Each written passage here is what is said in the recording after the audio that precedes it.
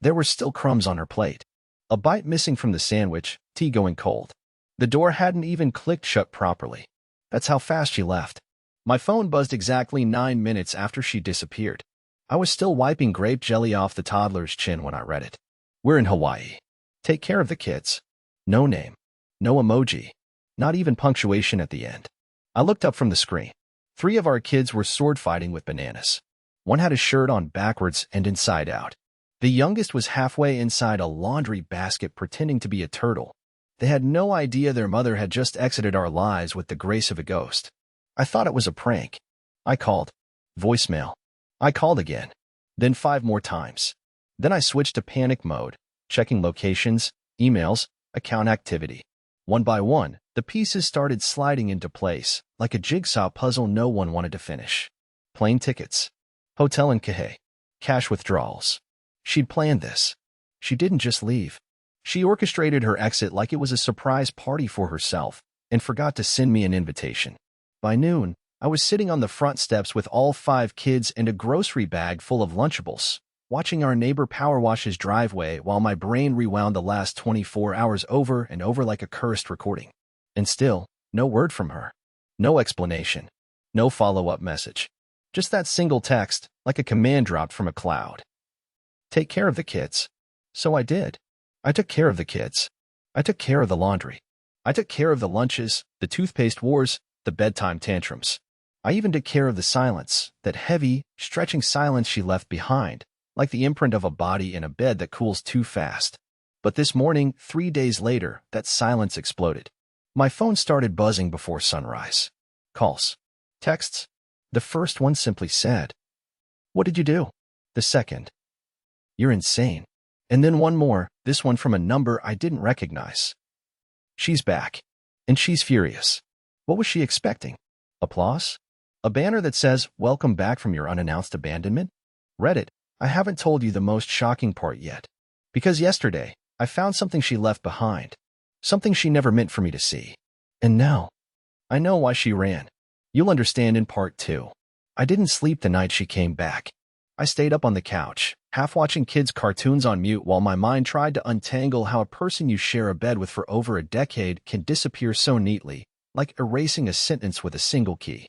I kept checking my phone for updates, but all I got was silence, and then, at 5:03 a.m., the buzz that made my stomach flip. A call. Unknown number. I didn't answer. I couldn't. I just stared at the screen until it stopped. Then came the texts. Dozens. Some begging. Some blaming. Some outright rage. She said I had sabotaged everything. That I had ruined something perfect. That I was vindictive. All this because I'd locked our joint bank account after discovering she drained it without a word. But it wasn't until I opened the fridge, looking for almond milk for the kids, that I noticed what she had really left behind. Not emotionally. I mean literally left behind. Wedged between a bag of baby carrots and a half-used bottle of ranch. A crumpled receipt. It was small, folded 3 times, soft at the corners like it had been carried in someone's wallet for too long. The logo at the top read, Ocean Moon Spa and Bungalows, and I almost tossed it in the trash until I saw the date. 3 weeks before the day she left. 3 weeks. She had already been there. That's when it hit me. She didn't vanish to Hawaii. She went back. I bolted to the closet, rummaging through the piles of unfolded laundry she'd left in her usual chaotic rush. There it was, her old travel duffel. Still zipped. I don't even know what made me check it, but inside were 2 keycards from the same resort, both with the initials K&L written in marker. And stuffed between 2 swimsuits I didn't recognize, definitely not ones I'd seen her wear before, was a note. It was handwritten. Sloppy. Torn from a notebook. Just 3 lines. Don't worry about the guilt. You deserve this. Let him keep the noise. I'll keep you laughing. No name. No signature. Just that. And a little heart drawn next to the last line. I sat down on the floor of our bedroom with that note in my lap and a sinking feeling in my chest like I was falling in slow motion. Let him keep the noise. That was me. I was the him. The one who handled the spilled juice, the tantrums, the dentist appointments, the lost soccer cleats. And whoever he was, he got her laugh. My hands shook. I wanted to scream. But the baby was napping, and the others were eating dry cereal because I hadn't gone grocery shopping in 3 days. I forced myself to breathe and put the note back. Not because I wanted to keep it, but because I needed proof. Proof that this wasn't in my head, that I wasn't the crazy one. Later that day, her sister called. Not to apologize. Not to check on the kids. Just to ask me if I had really gone through her things. I told her yes. I told her exactly what I found. Her response? Well, she wasn't supposed to leave that stuff behind. Not, she shouldn't have left. Not, are the kids okay? Just surprised that she slipped up. That's when I knew. This wasn't a meltdown. It wasn't a midlife crisis or a yoga retreat gone wrong. This was planned. Coordinated. Like I was being slowly written out of my own life. But what none of them knew was that I had already made my next move. Quietly. Legally. With the kind of energy you only get when your heart is shattered and your hands are full of diapers. And when she finally showed up, suitcase in hand, 10 lines on her shoulders, and fury in her eyes, I didn't answer the door. I let her stand there. And then, I watched what she did next. She didn't knock like someone coming home. She knocked like a stranger with something to prove. 3 hard thuds. Then a pause. Then more. I was upstairs holding our youngest, half asleep in my arms, watching her through the hallway window as she stood on the front step in her wedge sandals, a suitcase by her side, and a phone clenched in her hand like it was a weapon. She looked annoyed. Not nervous. Not tearful. Just annoyed. Like I had missed a meeting or forgotten to pick her up from the airport. I didn't move. I didn't say a word. I just waited. After a minute, she stepped back and pulled out her phone. Seconds later, it buzzed on the coffee table downstairs. A text. Open the door. We need to talk. I didn't respond. She stood there for another 3 minutes, then walked around to the back. I knew what she was going to try next. She always left the kitchen window cracked open for the cat before we rehomed him last fall. But I had already locked it. She jiggled the handle anyway. Then the back door. When that didn't work, she came around to the garage. Locked too. She banged again, louder this time. Malcolm, are you serious right now? Yes, Clarissa. I was. She eventually gave up. Not gracefully, though. She stood in the middle of our driveway and yelled into the air like she was performing for an audience that wasn't there. You're being dramatic. I was gone for a few days to clear my head. Right. Just a casual week-long escape to Hawaii without telling your husband or children. Totally reasonable. The kids heard her. They crept to the upstairs landing, peeking through the railing. My oldest asked, "Is Mommy mad at you?" And I swear something in me cracked. I wanted to say no. I wanted to say it was all a misunderstanding. But I was done lying for her. I said, Mommy made a choice. And now we're making one too. I told them to go back to their rooms and grabbed my phone. Not to call the police or a lawyer. I'd already done both. I pulled up the home security app. I wanted to record this. Not for revenge. For truth. Because I had a feeling she was about to rewrite the narrative, and I needed the original copy. She sat on the porch for about an hour. Didn't cry. Didn't leave.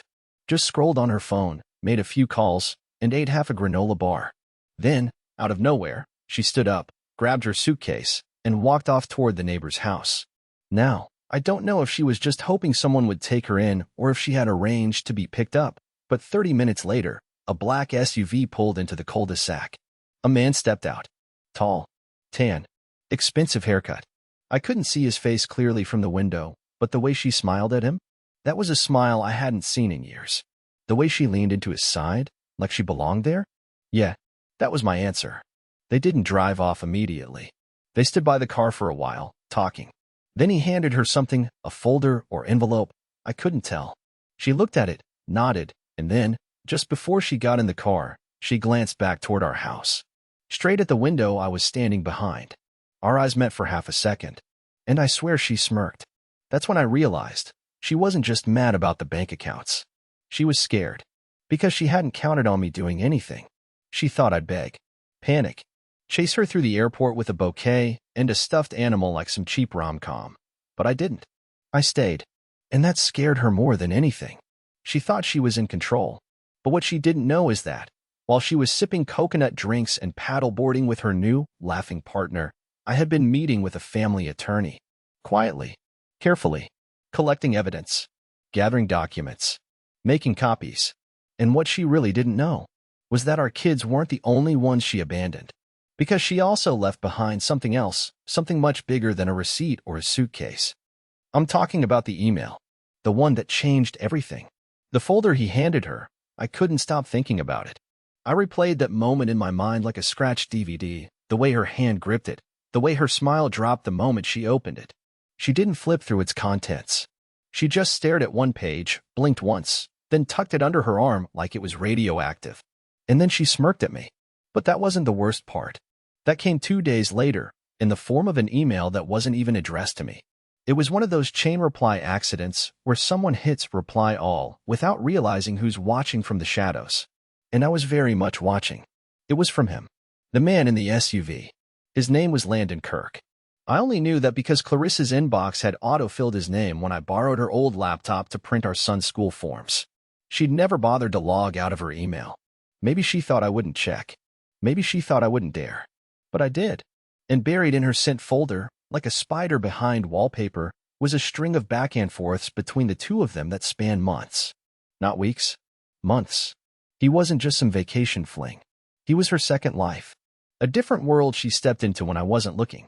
The email he sent was short. Too short. That's what made it land like a punch to the gut. She knows I won't play house. I told her that from the start. If she thought I'd take on 5 kids and her mortgage, that's on her. Not me. There it was. The truth. It wasn't love. It wasn't freedom. It wasn't even about finding herself, like she told her sister in another message. It was about a fantasy.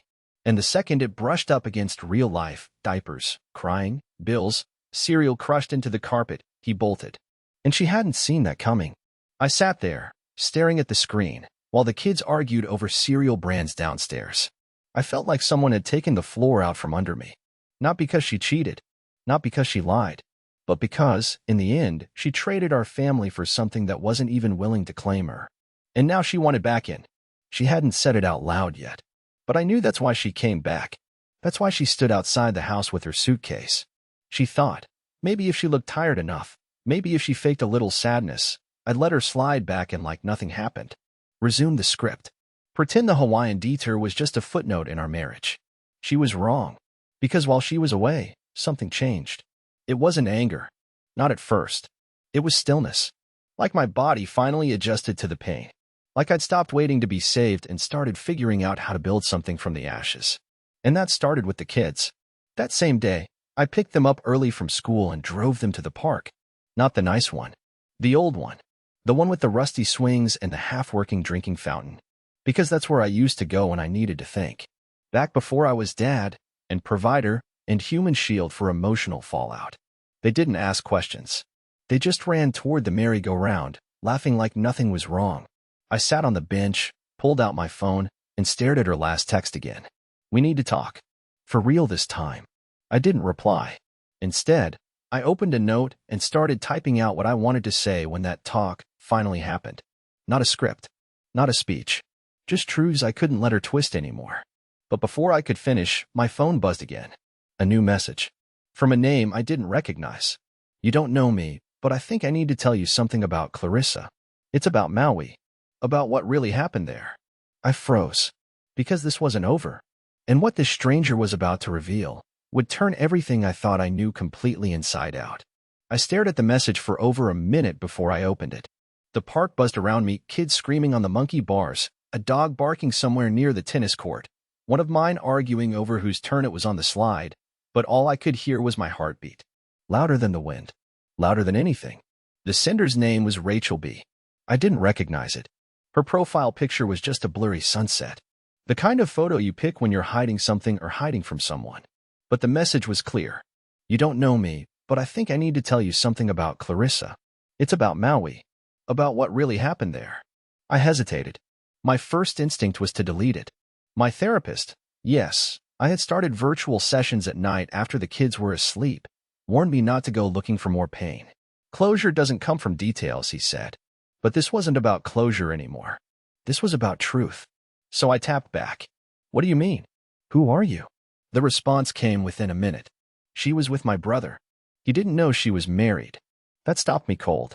I'd assumed this Landon guy knew everything. The kids. The marriage. The mortgage. I figured he was some self-righteous wanderer with a surfboard and no calendar. But now, he found out the last night they were together. She slipped up, showed him a pic of one of your kids, said it was her little cousin. He knew she was lying. He checked her phone while she was in the shower. Saw everything. Your photo. The messages. The bank stuff. He left the next morning. Didn't even wake her up. Flew home early. I felt something sharp catch in my throat, like I'd swallowed a rock. My hands were shaking as I typed. So she was alone? Yes. And she panicked. Tried to call him dozens of times. Left him voicemails crying, threatening to fly after him. Said she had nowhere else to go. That's why she came back. I didn't respond. Not right away. Because suddenly everything made sense. The forced calm in her text. The sudden return. The way she stood on our front porch like she expected to be taken in like a stray cat. She wasn't just trying to come home. She was trying to land somewhere. Because Plan A had fallen apart in real time. And I had almost opened that door. But Rachel wasn't done. He wanted to forget it. Said it was just one of those awful vacation mistakes. But I couldn't. I looked you up after I found your photo in one of her old posts. I had to tell you. You deserve that. I didn't know what to say. I typed, thank you, and deleted it 3 times. It felt too small. Too hollow. I ended up just sending. You did the right thing. I stared at those 5 words, wondering what they meant anymore. Because lately, right, felt like a moving target. Everything was a foggy gray zone. What she did, how I reacted, what the kids deserved to know. By the time we got home from the park, Clarissa had sent 4 more texts. All vague. All emotional without saying anything. Like she was using language the way a magician uses smoke, just enough to blur the edges. But now I knew. I knew why she came back. I knew who she lost. I knew when it all collapsed. And yet, I didn't feel stronger, or smarter, or vindicated. I just felt tired. So I did the only thing that made sense. I tucked the kids in early, opened my laptop, and wrote her a letter. Not to send. Not yet. Just a letter with everything I never said out loud. The betrayal. The silence. The lies that didn't even bother dressing up as truth. And then I sealed it in an envelope and placed it in the drawer with her wedding ring, yes, the one I found left on the bathroom counter like a hotel towel. I didn't know what I was going to do next. But I knew what I wasn't going to do. I wasn't going to pretend. Not anymore. And just as I turned off the light, another message came through. But this one wasn't from Rachel. And it wasn't from Clarissa either. It was from her mother. And what she told me changed everything again. I hadn't spoken to her mother in nearly 6 months. Not since she forgot our son's birthday, then tried to make up for it by sending a group text with a digital Starbucks gift card, addressed only to Clarissa. No, happy birthday, Mason. Just a generic, love you guys. Hope you're all doing well. She always floated above the reality of our lives, like someone who watched the movie trailer and assumed she knew the whole story. So when I saw her name light up on my phone, I almost didn't open the message. But I did. And I read it twice, 3 times, before I realized I was gripping the edge of the kitchen counter so hard my knuckles had gone pale. Malcolm, this wasn't what we agreed on. Clarissa told me she'd have time to prepare them for the change. You were never supposed to find out like this. Especially not the kids. Prepare them for the change? What change? I scrolled down. There was more. She wasn't trying to hurt you. She was trying to transition things gradually. The Hawaii trip was meant to be the turning point. A soft separation. I only supported it because she said you were stuck, emotionally, and that the kids would adjust easier with you being the constant. She knew. Her mother knew. They had planned this together. Clarissa's mother, the same woman who stood at our wedding and cried during our vows, who once crocheted matching Christmas sweaters for all 5 kids, had helped plan my erasure. She wasn't just complicit. She was coordinating. The phrase, soft separation, echoed in my mind like a bell dropped down a well. They weren't even calling it abandonment. They had a term for it, like it was a marketing strategy. Like I was just a character in a slow phase-out arc. I couldn't breathe for a moment. The kitchen felt smaller. Like the cabinets were closing in. I grabbed the nearest chair, sat down, and reread the line. You were never supposed to find out like this. But I had. And now I couldn't unknow it. That night, I didn't sleep. I lay in the dark listening to every creak of the house, every whisper of wind against the siding. At one point, I went to the kids' rooms one by one, just to make sure they were still there. That they were still mine. Because for the first time since this all began, I didn't just feel abandoned. I felt stolen from. She had taken time, energy, trust. But this was worse. She had tried to take the narrative, to twist the ending before I even knew the book was closing. And yet the next day, she showed up again. Clarissa, standing in our front yard. This time she didn't have a suitcase. No sunglasses. No dramatic knocking. Just her. Alone. In jeans and a sweatshirt I didn't recognize. She looked smaller somehow. Not sad. Just worn down. Like her face had been scrubbed clean of excuses. I didn't open the door. She didn't expect me to. She stood there for a full 5 minutes. Then she pulled out a folded piece of paper from her back pocket and slid it through the mail slot before walking away. I waited until she was down the street before I picked it up. It was 1 page. Handwritten. I messed everything up. I know that now. I thought I needed more. Space. Breath. Something of my own. But it wasn't about that. It was about hiding from the life I helped create. And I'm sorry for all of it. Then, at the very bottom. Please don't hate me forever. If the kids ever ask why I left, don't tell them I didn't love them. Lie to them. Just this once. Say I had to go. I sat on the stairs holding that letter for almost an hour.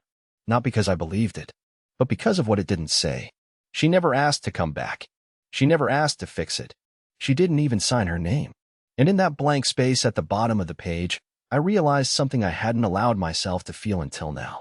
I didn't want her back. Not even for closure. Because closure wasn't a door that needed opening. It was a wall I had to finish building brick by ugly brick. But just when I thought I'd heard the last of it, just when I was ready to start telling the kids something resembling the truth. My oldest came into the room, holding a phone. Dad, she said, her voice shaking. Someone just sent me a video. I think you need to see this. I took the phone, expecting a prank. It wasn't. It was a recording from Hawaii. And Clarissa was in it. With someone I recognized. I held the phone like it was made of ice. I didn't want to press play. My daughter stood there beside me, holding her breath, waiting for my reaction like she had just handed me a live grenade and wasn't sure if it would go off in her hand or mine. I tapped the screen. It started with ocean sounds. The kind of clip you'd see on a travel brochure. Waves, wind, seagulls, bright sunlight bleeding into the camera. At first, I thought it was just some beach footage, a postcard turned into a video. But then the camera panned, and I saw her, Clarissa, lying in a lounge chair under a yellow umbrella, laughing, drink in hand. Her feet were in someone's lap. She was wearing that blue bikini I hadn't seen since our anniversary trip to Lake Tahoe years ago. The one she said she gave to Goodwill because it didn't fit anymore. Then the voice came in. A man behind the camera. Not Landon. Not a stranger. It was Daniel. My best friend. My groomsman. My son's godfather. I froze.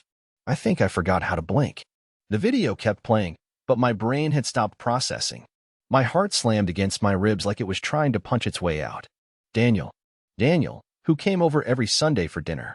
Daniel, who helped us paint the nursery. Daniel, who held my hand outside the ER when Clarissa had her second miscarriage, and I thought I couldn't go back inside. That Daniel. He stepped into the frame, holding a second drink. Sat beside her. Kissed her shoulder. Whispered something that made her laugh so hard she nearly spilled her glass. And she didn't look guilty. She didn't look like a woman torn between two worlds. She looked home. I paused the video. My daughter was still watching me. Her eyes were wide, not with confusion, with fear. She was old enough to know something was wrong. Old enough to understand when a father's silence meant something bigger than anger. I handed the phone back. Where did you get this? I asked, trying to keep my voice steady. She hesitated. Mason's friend sent it. Said his older brother saw it on some private story. Said it was going around because she used to work at that resort. I nodded slowly. Of course. Of course it would leak. Of course the lie would rot from the inside and collapse. That night, I sat at the dining table alone. The kids were in bed. The house was quiet. I opened my laptop and pulled up every photo I had with Daniel. Dozens of them. Family barbecues. Christmas mornings. Birthdays. There was one from last Thanksgiving, Clarissa carving the turkey, Daniel pouring wine. They were standing so close you could barely see the gap between their shoulders. Had it started then? Had it started before? I remembered that night clearly. Daniel offered to help with dishes, and Clarissa told me to go upstairs, take a nap. You've been working too hard, she said. We've got this. I listened. I trusted. And now? Now I was the fool in the story. I stared at the video again, not to punish myself. I'd done enough of that, but to study them. The ease. The comfort. The way she leaned into him like she had no plans to ever come back. So why did she? That's what I kept circling back to. Why return to a husband you clearly replaced? Then I remembered her letter. The part where she said, if the kids ask why I left, lie to them. Just this once. And it hit me like a truck. She hadn't come back for me. She came back to protect the story. Because as long as I was still in the house, quiet, manageable, emotionally flattened, she controlled the narrative. She got to be the one who tried, the one who slipped, the one who deserved forgiveness because she didn't know what she wanted. But I wasn't that man anymore. I wasn't the one waiting by the door. And now, I had a decision to make. Not just about her, but about him. Because the next day, Daniel showed up at my work. He didn't text. He didn't call. He just stood in the parking lot like a man trying to sell a version of the truth. And I walked right past him like he didn't exist. But he followed. And what he said as I opened my car door, it made me stop cold. "I know what you think you saw," he said, his voice shaking. "But there's more to it. And that's the thing, Reddit. I believe him. Not because I trust him, but because the next thing he told me, it rewired everything I thought I knew about my own marriage. I didn't want to listen. Every bone in my body told me to shut the car door, turn the key, and drive away. But something about Daniel's face, pale, hollow, like he hadn't slept in weeks, made me pause. He didn't look like a man who got what he wanted. He looked like someone who got exactly what he deserved and had no idea what to do with it. "I know what you think you saw," he repeated, voice lower now, almost like he was afraid someone else might be listening. "But I didn't sleep with her. I swear to you." I laughed, not because I believed him, but because it all just felt so ridiculous. A week ago, I was a guy managing snack time and chore charts. Now I was standing in a parking lot listening to a man who used to feed my kids grilled cheese tell me he wasn't part of my wife's betrayal. "I don't care anymore," I said quietly. And I meant it. He blinked. "Wait, you don't care?" "No," I said. "I don't care if it was emotional or physical or spiritual. I don't care if it was one night or 100. What I care about is what I'm going to do now." He stepped back, like he'd expected rage and gotten something worse. Clarity. That night, I sat down with the kids. No distractions. No sugarcoating. Just the truth.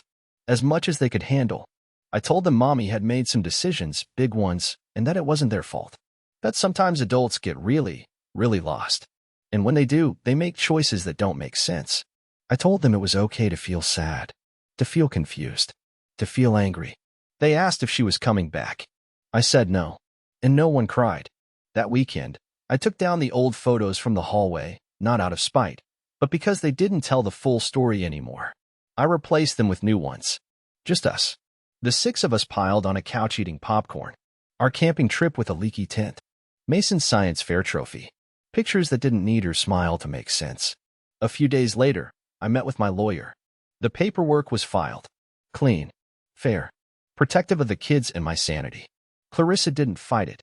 She didn't even show up to the last mediation. Instead, she sent a single email. "I think you're doing the right thing. Maybe you always were." I just didn't see it. I didn't reply. I didn't need to. Because something happened after that last message. Peace. It came in small waves at first, a quiet morning, a good joke from one of the kids, a dinner where no one asked where she was.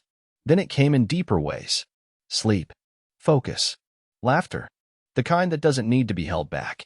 I started running again. I signed up for a night class in digital design, something I'd put off for a decade. The kids started leaving drawings on the fridge again. One of them had me in a superhero cape labeled Super Chef. We weren't broken anymore. We were building. One afternoon, months later, my youngest asked me if I missed Mommy. I thought about it. Really thought. "I miss who I thought she was," I said. "But I don't miss how she made me feel." She nodded. "I like us better now." And I smiled. Because so did I. So to anyone out there reading this, standing in the middle of betrayal, confusion, silence, I'll tell you what I wish someone had told me sooner. You don't need to win. You don't need to get even. You just need to get free. And when you do, you'll realize the story didn't end with them leaving. It started with you walking forward.